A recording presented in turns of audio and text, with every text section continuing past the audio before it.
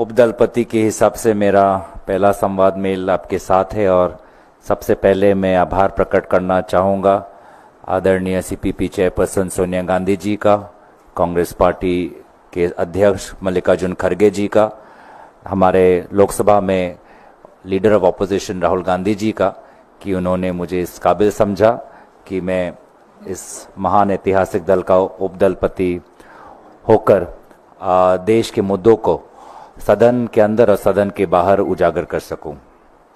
दोस्तों, आज economic survey सरकार के द्वारा प्रकाशित हुआ और ये इकोनॉमिक सर्वे जो ज़मीनी हालात है उस ज़मीनी हालात से बिल्कुल परे है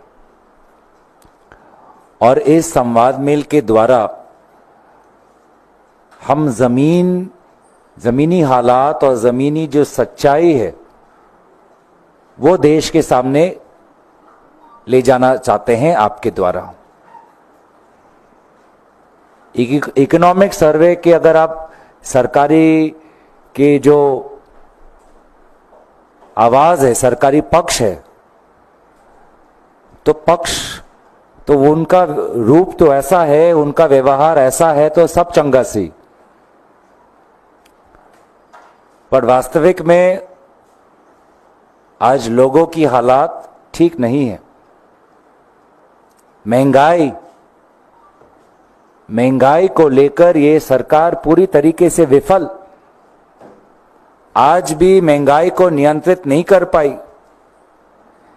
लगभग 10% प्रति वर्ष, और अगर आप सीरियल्स का देखें 11%, सब्जियों का 15%, स्पाइसेस के 19%, दूध का 7%। जो अमीर है वो तो खरीद लेगा ये सब, अमीर को महंगाई से मतलब नहीं, लेकिन जो गरीब है, जो मध्यम वर्ग का है, वो जब देखता है कि मोदी जी का मतलब महंगाई, मोदी मतलब महंगाई, तो वो सवाल उठाता है कि कब तक रुकना पड़ेगा गरीब और मध्यम वर्ग को, कब उनको रिहाई मिलेगी महंगाई से, इस कमर तोड़ महंगाई से, जिसका उत्तर अगर आज आप इकोनॉमिक सर्वे पढ़े तो उसमें भी नहीं मिलेगा। और आदरणीय वित्त मंत्री निर्मला जी को तो महंगाई दिखती ही नहीं। कल भी जब उनका भाषण आएगा या बाद में जब उनका उत्तर आएगा वो यही बोलेगी, कहां है महंगाई, महंगाई है ही नहीं। यूपीए का जिक्र करेंगे, आज से 15 वर्ष पहले की बात करेंगे। तो आज बहुत अफसोस की बात है कि कोविड के बाद जो देश में जो असमानता बढ़ी है उसको लेकर जो गरीब मध्यम वर्ग आज इस महंगाई की लड़ाई में सरकार से सुविधा मांगता है, ताकत मांगता है, रिहाई मांगता है, उसको रिहाई के बजाय सिर्फ स्लोगन्स मिलते हैं, अच्छे सुनने वाले शब्द सुनाई देते हैं प्रधानमंत्री मोदी जी से। आज अगर आप देखें, हर अर्थशास्त्र का हर ज्ञानी यही बोलता है कि कोविड के बाद असमानता बढ़ी है। अगर आप उद्योग के क्षेत्र में भी देखें तो मैं आपका ध्यान आकर्षित करना चाहूंगा, लगभग 1 से 1.5 साल पहले आरबीआई के डिप्टी गवर्नर विरल आचार्य ने लिखा था, एक पेपर निकाला था। उस पेपर में क्या लिखा है? उस पेपर में यही लिखा है कि जो उद्योग के क्षेत्र में भी लगभग 8-10 बड़े कंपनियां हैं जिन्होंने भारत के पूरे उद्योग क्षेत्र को हड़प लिया है, कार्टल्स बन गए हैं, मोनोपोलीज बन गए हैं, और इन कार्टल्स और मोनोपोलीज के कारण आज आम आदमी को असुविधा का सामना करना पड़ रहा है। आज एयरलाइन में देखिए, एयरलाइन के फेयर्स, प्रधानमंत्री कहते थे कि चप्पल पहनने वाला व्यक्ति भी हवाई जहाज पर जाएगा, लेकिन जब यहां से केरल तक, यहां से उत्तर पूर्वांचल तक टिकट 16,000 की हो, टिकट 20,000 की हो, तो कौन जाएगा? वो चप्पल पहनने वाले व्यक्ति के लिए आज तो ट्रेन में जाना भी मुश्किल हो गया है। आज ट्रेन में महंगी एसी कोच वाले टिकट्स मिल रहे हैं, लेकिन जनरल और स्लीपर क्लास के लिए आज के लिए जितना सुविधा होनी चाहिए थी नहीं है। ट्रेन में जाने वाले यात्री में ज्यादातर जनरल और स्लीपर क्लास में जाते हैं। आज उनके लिए ये सरकार कुछ नहीं कर रही। जितने पर्याप्त स्लीपर कोच होने चाहिए थे नहीं है। सरकार का पूरा ध्यान एसी कोच पर है। एसी कोच बनाए, उसमें कोई हमें दुविधा नहीं है, लेकिन जनरल और स्लीपर क्लास के लिए, हमारे पैसेंजर्स के लिए क्या सुविधाएं किए हैं सरकारी? ये मैं कहना चाहूंगा कि Indian railways in a response to an RTI application showed that between 2009 and 2022, out of the total reserved seats, the share of sleeper berths decreased by around 23%. In the migrant corridor routes of Howrah-Bengaluru, Howrah-Chennai, Howrah-Hyderabad, the share of sleeper berths declined from 73-79% to 51-56%. एक article आया था newspaper में, जाने माने अखबार में, वहां पे भी लिखा है, considering the reserved passenger category between the decade of 2009-2010 to 2019-20, the share of passengers carried in AC coaches increased by 9.8%, whereas the share of passengers carried in sleeper and second sitting reserved compartments declined by 2.8% and 6.6% respectively. तो AC में जाने वाले व्यक्तियों के लिए सुविधा बना रही है ये सरकार, लेकिन जनरल और स्लीपर और सेकंड सिटिंग रिजर्व कंपार्टमेंट्स में आज लोगों को सीट मिलना भी मुश्किल है। भीड़ देखिए, तो ना आम आदमी को, आम व्यक्ति को, साधारण व्यक्ति को ना खाने में कोई सुविधा मिल रही है सरकार से, ना रेल में जाने के लिए कोई सुविधा मिल रही है। प्लेन की तो बात मैंने कर ही दी। उद्योग जो है, छोटा मध्यम वर्ग का उद्योग, आज उसको भी जो सहायता मिलनी चाहिए नहीं मिल रही। और जिन क्षेत्रों में सबसे ज्यादा भारतीय लोगों को रोजगार मिलता है, आज उन क्षेत्रों की अवस्था क्या है?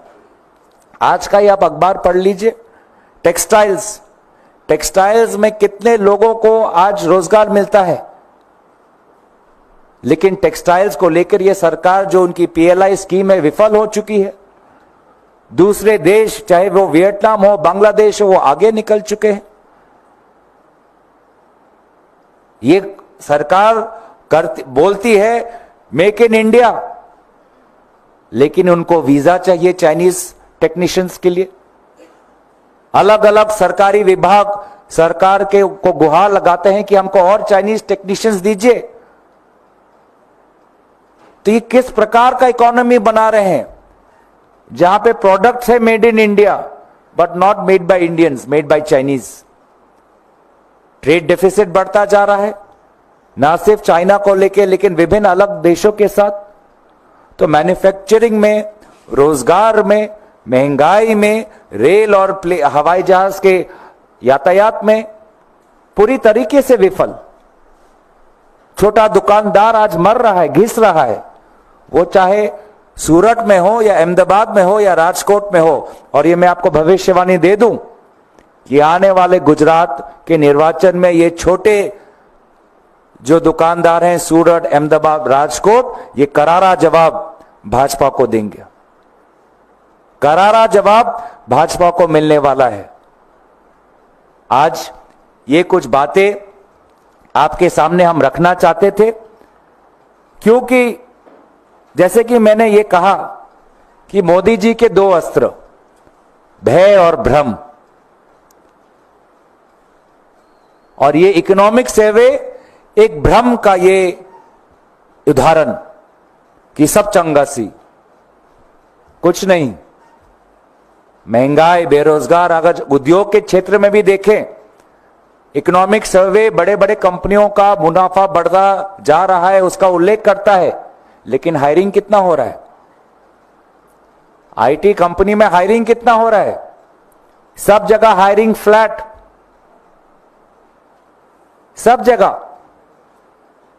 आज जिस प्रकार से नए टेक्नोलॉजीज आ रहे हैं, आज तो जितना आईटी सेक्टर, आउटसोर्सिंग सेक्टर में जितना पहले रोजगार होता था, आज उतना हायरिंग होता नहीं है। अगर सब चंगा सी, तो डुंकी जैसी पिक्चर क्यों बनी?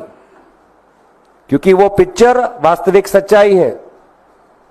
गुजरात से, जहां से प्रधानमंत्री मोदी जी मुख्यमंत्री रहे, आज गुजरात से लोग किस प्रकार से नौकरी ढूंढते ढूंढते आज कहीं न्यूजीलैंड जा रहे हैं।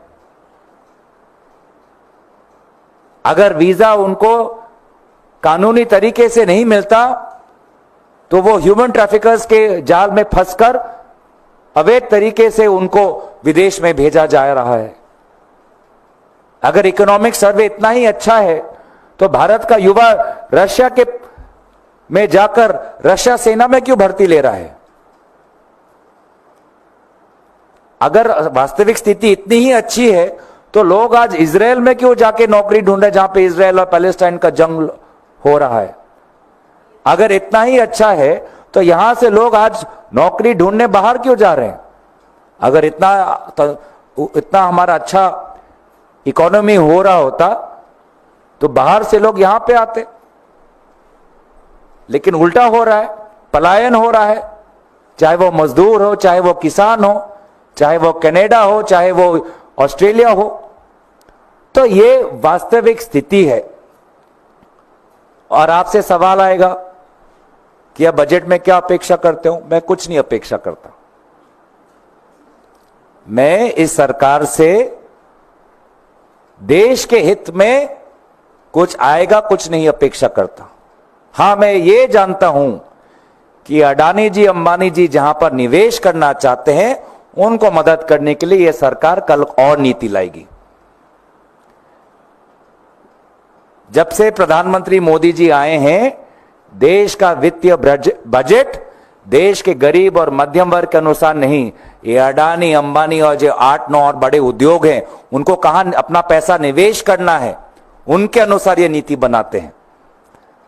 बाकी मध्यम वर्ग के लिए टैक्स में कोई रिहाई आने नहीं वाला। और जो बेरोजगार और किसान हैं, उनको भी बजट में अच्छे अच्छे स्लोगन्स मिलेंगे। स्लोगन के अलावा कुछ नहीं मिलेगा। अमित शाह जी ने तो उनको पकोड़े तलने के लिए सुझाव दिया है। क्या आज अमित शाह जी आज भी ये कहेंगे कि पकोड़े तलो? तो मैं इनसे कुछ नहीं अपेक्षा करता। जो ये करते आ रहे हैं वही करते रहेंगे। अडानी, अंबानी और वो 8-9 जो बड़े उद्योग है, उनके अनुसार उनको कहां कहां निवेश करना है, वो क्या कान में फुसफुसाते हैं, वही उस प्रकार का बजट आएगा। वही बजट आएगा। और आज कल जो बजट आएगा, 2 महीने बाद आप देखेंगे कि कोई बड़ा उद्योगपति उसी क्षेत्र में निवेश कर रहा है। पीएलआई आएगा तो वो पीएलआई में वो करेंगे। लेकिन आपको, हमको ट्रेन में, रेल में, किसान को एमएसपी में, खाने के महंगाई में, छात्रों को उनके एमबीबीएस की फीस कम हो, इस हायरिंग और बढ़े, इस प्रकार की कोई भी सुविधाएं आप आशा भी मत करिए। लेकिन हम अब बस ये आशा कर सकते हैं कि आपकी आवाज विपक्ष उठाएगा।